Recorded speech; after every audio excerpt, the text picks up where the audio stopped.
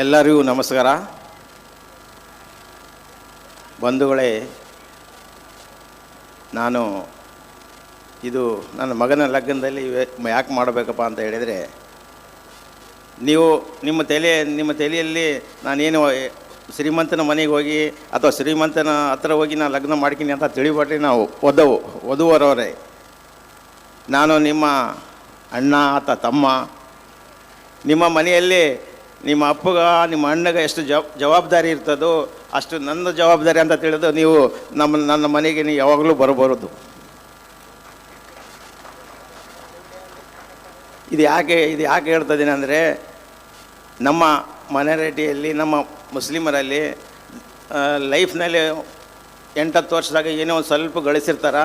ಅದು 2 ದಿನದಲ್ಲೇ ದುಂದ ವೆಚ್ಚ ಖರ್ಚು ಮಾಡಿಬಿಡ್ತಾರೆ. ಬಂಧುಗಳೇ, ಇದು ಸಮೂಹ ವಿವಾಹ ಆಗಿರ್ಬೋದು ಅಥವಾ ಇಲ್ಲ ನಿಮ್ಮ ಮಸೀದಿಯಲ್ಲಿ ನೀವು ನಿಕಾ ಮಾಡಿಕೊಂಡು ನಿಮ್ಮ ಮನೆಯಲ್ಲಿ ನಿಮ್ಮ ರಿಲೇಷನ್ಗೆ ಕರ್ಕೊಂಡು ನೀವು ಒಲಿಮ ಮಾಡ್ಕೋಬೋದು. ಯಾಕಂತ ಹೇಳಿದರೆ, ಇದೇ ಒಂದು 4 ದುಡ್ಡು ಉಳಿದ್ರೆ ನಿಮ್ಮ ಮಕ್ಕಳ ಭವಿಷ್ಯ ಸಲುವಾಗಿ, ನಿಮ್ಮ ಮಕ್ಕಳ ಎಜುಕೇಷನ್ ಸಲುವಾಗಿ ಮುಡಿಪಿಡಿ. ದಯವಿಟ್ಟು ನಮ್ಮ ಜೀವನದಲ್ಲಿ ಸ್ವಲ್ಪ ಸುಧಾರಿಸ್ಬೇಕು. ನಮ್ಮ ಸಾಹೇಬರು ಹೇಳಿದರು, ಸಮಾಜದಲ್ಲಿ ನಮ್ಮ ಮಕ್ಕಳು ಓದಿ ಮುಂದಾದಾಗ ಮಾತ್ರ ನಮ್ಮ ಆರ್ಥಿಕ ಸ್ಥಿತಿ ಚೆನ್ನಾಗಾಗುತ್ತದೆ. ನಾವು ಸಮಾಜದಲ್ಲಿ ಒಂದು ಗೌರವದಿಂದ ಬಾಳಲಿಕ್ಕೆ ಸಾಧ್ಯ ಆಗುತ್ತದೆ. ಇದೇ ಕಾರಣದಿಂದ ನಿಮ್ಮ ರಿಕ್ವೆಸ್ಟ್ ಮಾಡ್ತಾಯಿದ್ದೀನಿ ನಾನು. ನೀವು ತೆಗೆದುಬಿಟ್ರೆ ದುಂದು ವೆಚ್ಚ ಮಾಡೋದು, ಮಕ್ಕಳ ಭವಿಷ್ಯ ಸಲುವಾಗಿ ಚಿಂತೆ ಮಾಡಿ ತಾವು. ಒಂದನೇದು. ಆಮೇಲೆ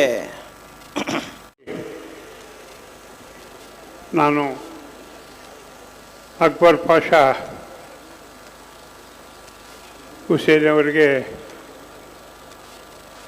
ನಾನು ಏನು ಕೊಂಡಾಡಿದರೂ ತಪ್ಪಾಗಲಿಕ್ಕೆಲ್ಲ ಅಂತಕ್ಕಂಥ ಮಾತನ್ನು ಹೇಳೋಕ್ಕೆ ಇಚ್ಛೆಪಡ್ತೀನಿ.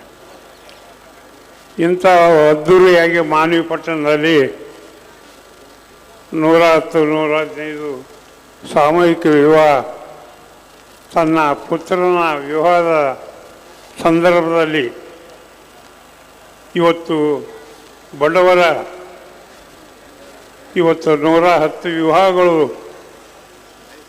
ತನ್ನ ಒಂದು ಮಗನ ಪುತ್ರನ ವಿವಾಹದ ಜೊತೆಗೆ ಇವತ್ತು ನೆರವೇರಿಸಿದ್ದು ನೋಡಿದರೆ ಇವತ್ತು ನಮಗೆ ಬಹಳ ಸಂತೋಷ ಆಗ್ತದೆ. ಇಂಥ ಒಂದು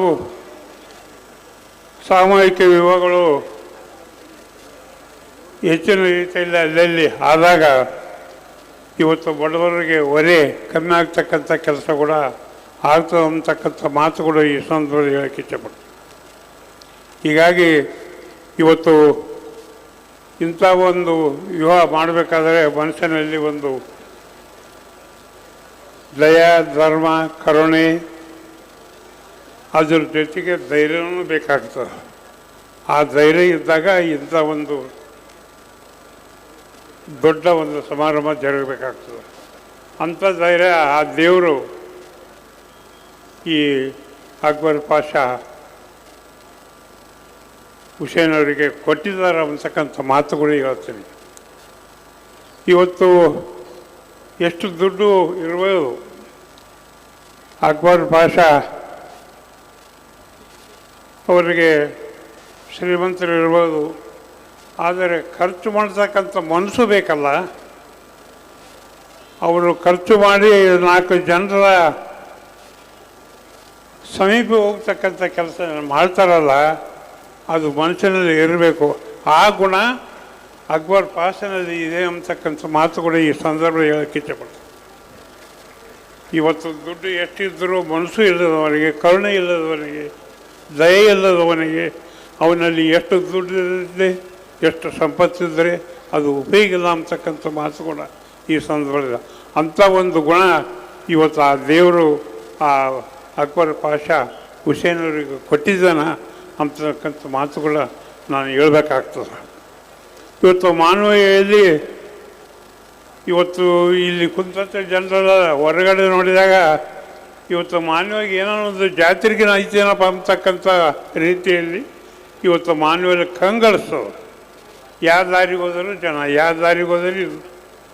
ಅಂಥ ರೀತಿ ಏನಪ್ಪ ಅಂದರೆ ಇವತ್ತು ಅಕ್ಬರ್ ಪಾಷವರು ತನ್ನ ಪುತ್ರನ ವಿವಾಹದ ಜೊತೆಗೆ ಇವತ್ತು 110 ವಿವಾಹಗಳು ಕೂಡ ಒಕ್ಕಟ್ಟವಾಗಿ ಇವತ್ತು ಸಾಮೂಹಿಕ ವೇಗದಲ್ಲಿ ಕಟ್ಟಿಕೊಡ್ತಕ್ಕಂಥದ್ರ ಜೊತೆಗೆ ಇವತ್ತು ಏನಪ್ಪ ಅಂದ್ರೆ ನಾವು ಕಣ್ತುಂಬ ನೋಡಿ ಅವರಿಗೆ ಆ ದೇವರು ಆರೋಗ್ಯ, ಐಶ್ವರ್ಯ, ಸಂಪತ್ತು ಮತ್ತು ಎಲ್ಲ ಇವತ್ತು ನವ ವಧುವರರಿಗೆ ಮತ್ತು ವಿಶೇಷವಾಗಿ ನಮ್ಮ ಅಕ್ಬರ್ ಪಾಷನ ಮಗನಿಗೆ ಆ ದೇವರು ಅಲ್ಲ ಆಶೀರ್ವಾದ ಮಾಡಲ್ಲ ಅಂತೇಳಿ ನಾನು ಹೆಚ್ಚಿಗೆ ಮಾತಾಡೋಕ್ಕೆ ಹೋಗೋದಿಲ್ಲ. ಇನ್ನು ಮಾತಾಡ್ತಕ್ಕಂಥವ್ರು ಹಿರಿಯರು ಇದ್ದಾರೆ. ಹಾಗಾಗಿ ನನ್ನ ಮಾತುಗಳಿಗೆ ನಾನು ವಿರಾಮ ಕೊಡ್ತೀನಿ. ಜೈ ಹಿಂದ್, ಜೈ ಕರ್ನಾಟಕ.